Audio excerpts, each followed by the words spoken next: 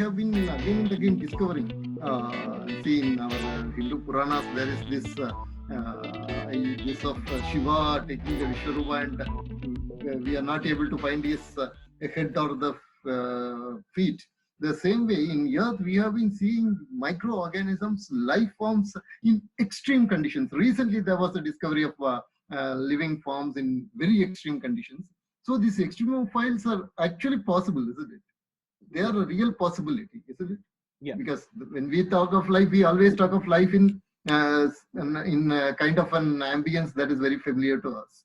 But these extreme conditions of weather, as you described in Titan, it is very much possible that it can harbor life, though we don't have evidence of it, right? Yeah. So it can't harbor life like us, mammals or reptiles or fishes or pisceans or whatnot, but it can definitely harbor microorganisms because microorganisms are suited or they adapt themselves to survive in extremes of environments. But that adaptation happens again over long periods of time. I'll give you another example. So while I was working on Rosetta, my instrument was tasked to find out organic molecules that are native to the comet.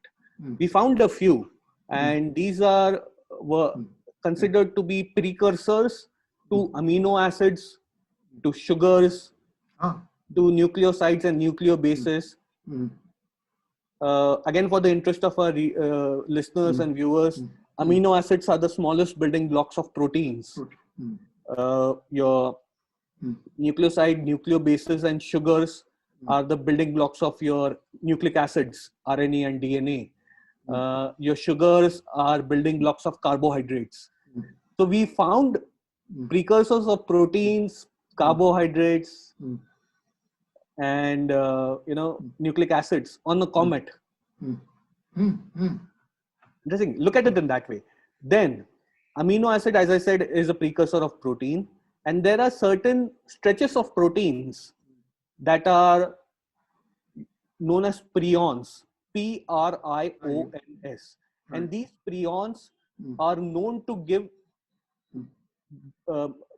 diseases related to brain, especially all the encephalitises. So they can break your blood-brain barrier, enter the brain, and give you that brain disease. Prions are known to do that. I am imagining a scenario where amino acids on a comet or on an extraterrestrial body can join together between each other, form a chain of protein short enough. But what if it starts acting like an encephalitis giving protein strand? You have to look at it that way. Then secondly, viruses. It's very, coronavirus has exposed the world to that term viruses like never before. But viruses too, we do not know how to classify them. Are they living organisms or are they non-living organisms? Because outside a host cell, they are as good as a non-living organism. They're like looking for a host.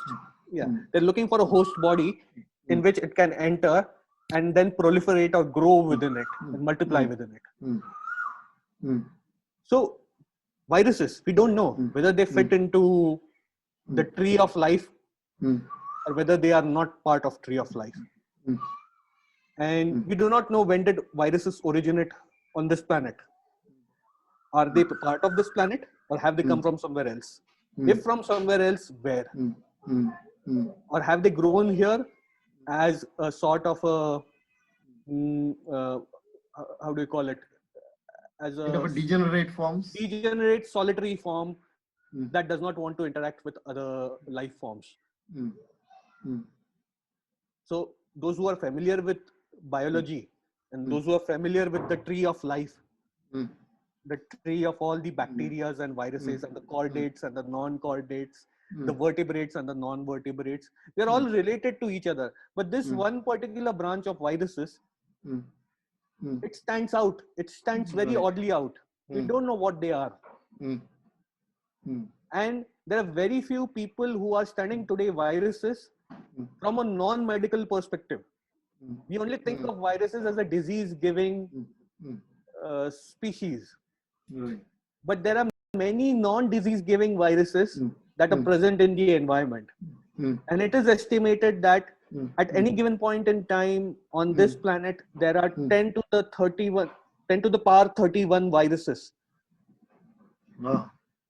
alive every second.